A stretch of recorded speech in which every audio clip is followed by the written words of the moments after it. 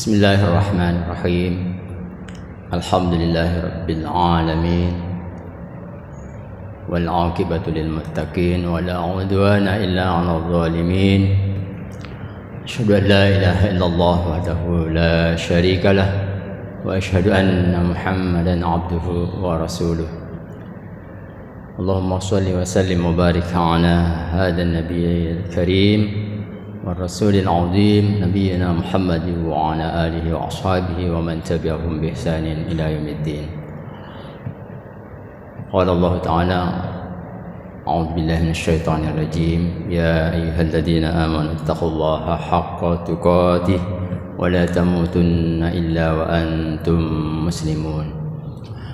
يا أيها الذين آمنوا اتقوا الله وقولوا قولا سديدا يصلح لكم أعمالكم ويغفر لكم ذنوبكم ومن يطع الله ورسوله فقد فاز فوزا عظيما.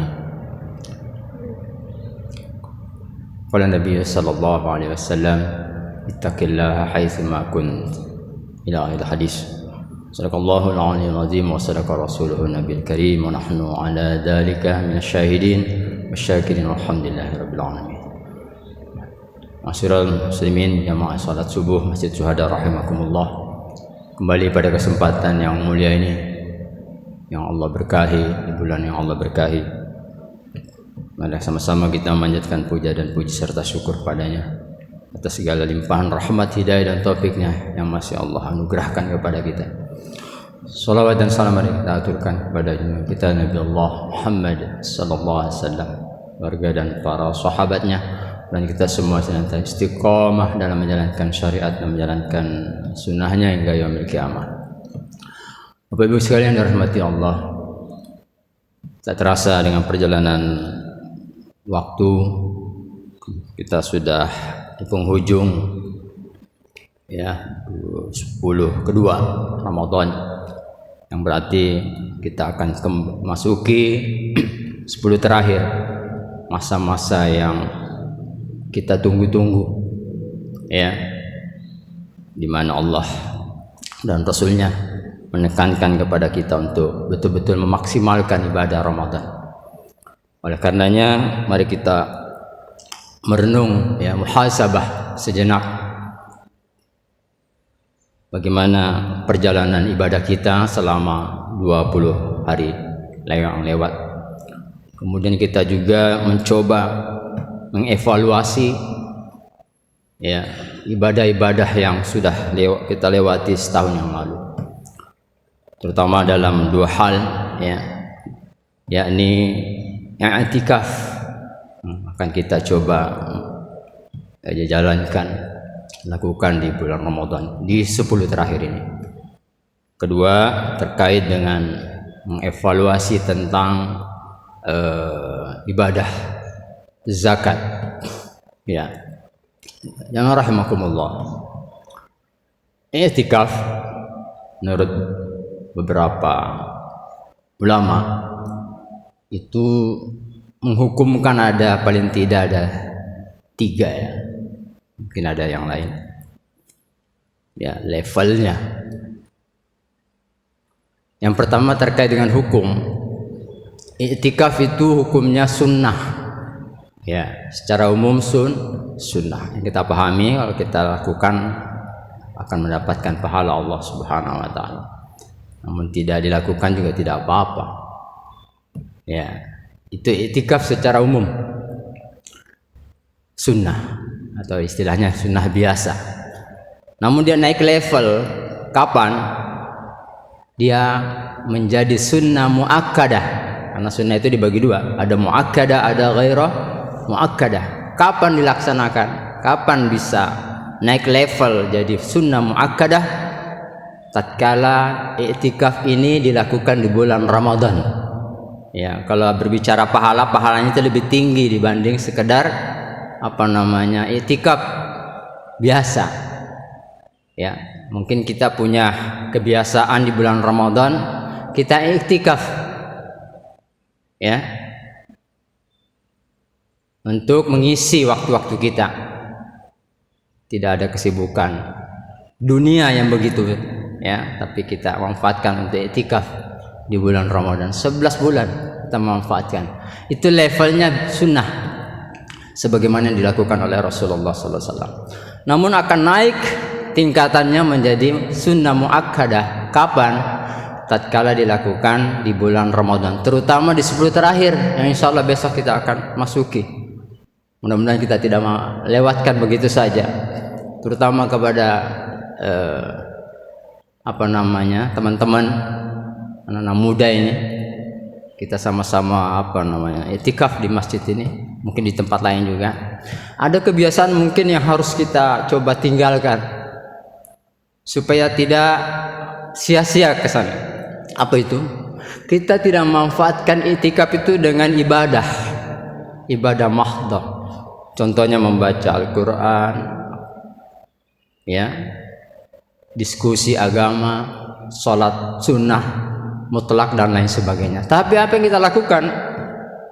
Ya, di tangan kita ada media HP itu, terutama anak muda nih. Tidak betul kemungkinan kita ya, yang dia para remaja dan dewasa ini. Luar biasa setan itu. Aplikasi tayangan-tayangan yang tidak mestinya terlihat di masjid ini. Anak-anak ya, kegemarannya itu main game itu. Tolong dievaluasi. Kalau mau tingkatkan ya ibadah, kualitas ibadah iktikaf kita. Kalau kemarin banyak-banyak main game ya. Hari ini coba dikurangi atau kalau bisa ditinggalkan.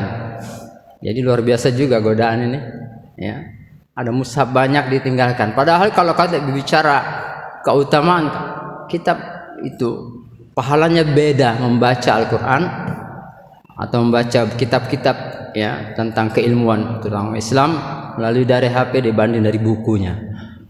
Membaca mushaf secara langsung pahalanya beda dengan di HP. Sekali lagi mari kita evaluasi. Masih 10 terakhir ini masih akan kita coba akan kita coba masuki dan kita bisa memanfaatkan yang sebaik-baiknya. Kemudian iktikaf bisa menjadi wajib. Mungkin ada yang bertanya, kok bisa wajib? Kapan? Tatkala iktikaf ini kita jadikan sebagai sarana untuk nadar. Contoh, nanti kalau saya lulus tes kuliah contohnya, maka saya akan bernazar. Kalau kita kan nazarnya apa? Memberi makan orang, panggil teman-teman, ya, akan makan bersama, traktir, biasanya gitu ya. Kalau kita nazar, kenapa tidak bernazar dengan ya Allah, kalau saya lulus saya iktikaf di masjid selama sepekan, selama 3 hari, atau selama sehari. Itu sudah. Jadi banyak cara untuk melakukan nazar. Salah satu ibadah yang Allah dan Rasulnya sukai yaitu i'tikaf. Jadi paling tidak jamaah rahimakumullah ada 3 tingkatan ya. Mungkin ada yang lain menurut ulama i'tikaf itu yaitu sunnah muakkadah dan ya wajib. Kalau wajib kita paham, kalau kita bernazar, kalau kita tidak lakukan berdosa. Tapi sebaliknya kalau kita tunaikan nazar itu seperti tadinya contoh i'tikaf, maka kita akan mendapatkan pahala dan levelnya lagi-lagi tinggi dibanding hanya sekedar sunnah. Ya rahimakumullah. Kemudian evaluasi kita yang kedua adalah mengenai zakat. Zakat fitrah ya, sebagaimana kita ketahui adalah wajib hukumnya. Ya, bagi yang mampu. Sekali lagi ada catatan, bagi yang mampu. Zakat fitri ya. Biasanya bilang zakat fitrah. Zakat fitri itu wajib bagi yang mampu. Ya. Kok bisa? Bukankah yang kita pahami itu wajib? Ya bagi yang mampu. Buktinya ketika ada riwayat seorang yang miskin di zaman Rasulullah sallallahu alaihi wasallam, ya, itu justru dia yang diberikan, tidak diwajibkan untuk melakukan atau melaksanakan zakat tadi, menunaikan zakat. Justru dia yang dizakati, ya, karena masuk kelompok 8 asnaf itu, golongan yang mendapatkan bagian daripada zakat. Jadi Zakat itu di sini kita bahas tentang waktu. Ada 4 waktu mengeluarkan zakat. Nah, ini yang kita bahas sedikit. Yang pertama, ada waktu yang diwajibkan. Kalau hukumnya sudah paham tadi. Ya. Waktu yang diwajibkan kapan? Yaitu waktu di saat terbenamnya matahari di akhir Ramadan. Ya, entah hari apa kita Idul Fitri, maka dari malam Ramadan sampai menjelang sebelum khatib naik, ya, menyampaikan khutbahnya itu di situ waktu wajib, ya, apa namanya, mengeluarkan zakat fitri tadi. Kalau sudah hampir, ya, waktu naik, khatib menyampaikan khutbahnya, maka sudah berubah hukum yang mestinya sunnah, ya, dari terkait dengan waktunya itu menjadi wajib.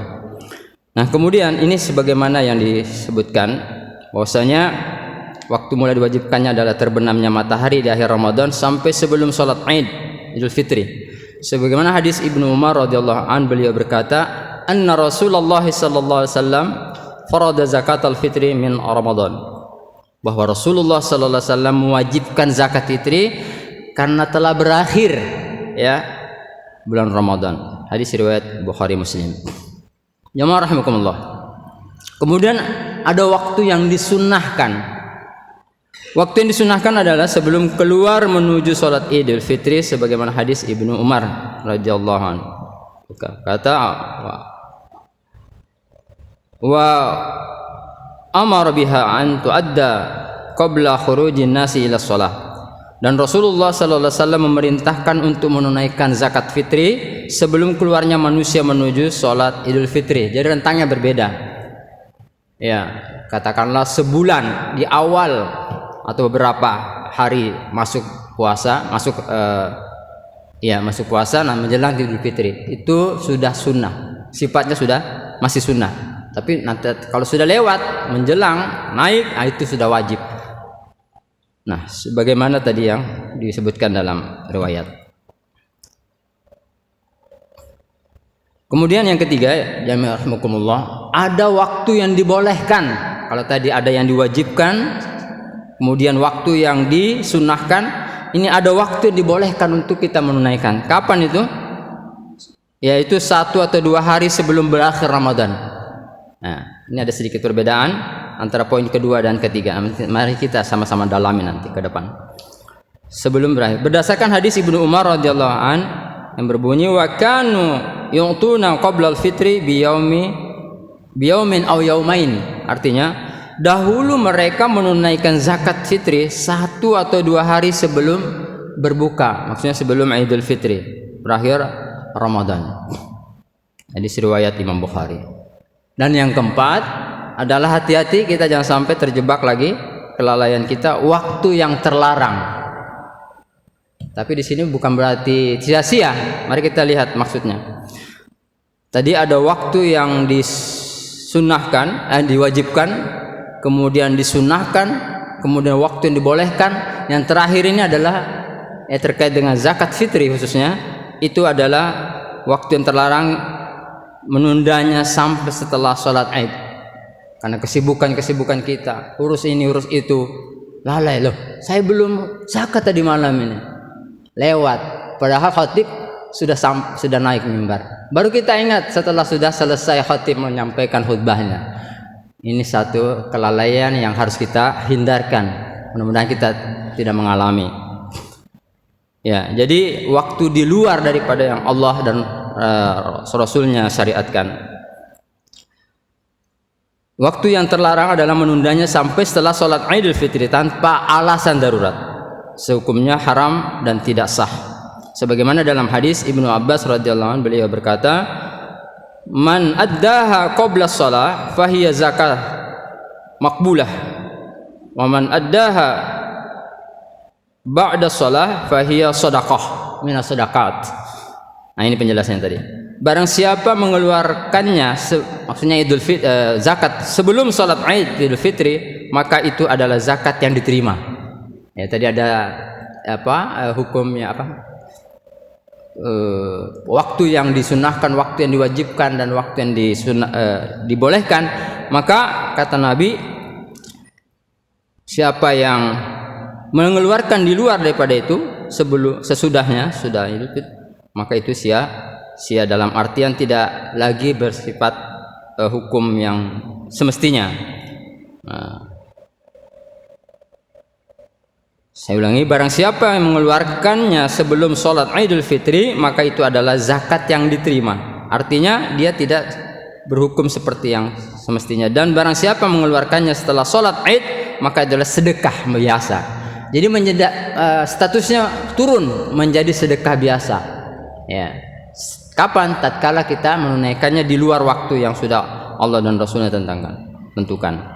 Barang siapa menunda zakat fitri sampai setelah sholat Idul Fitri tanpa alasan darurat, maka ia berdosa. Hendaklah bertobat. Mestinya istighfar kita kepada Allah dan bertobat kepadanya atas kelalaian itu. Ya, tapi Allah masih mengapresiasi, menjadikan dia sebagai sunnah. Sekali lagi mari kita coba evaluasi ibadah-ibadah kita, terutama 2 ibadah yang kami uraikan di atas. Mungkin sedikit yang dapat kami sampaikan, mudah-mudahan ada manfaatnya. Mohon maaf atas segala kekurangan. Syukran katsir atas segala perhatian. Akhirul kalam, billahi taufiq wal hidayah wa ridha wal inayah. Subhanakallahumma bihamdik asyhadu an la ilaha illa anta astaghfiruka wa atubu ilaik. Hadanallahu wa iyyakum ajma'in. Assalamualaikum warahmatullahi wabarakatuh.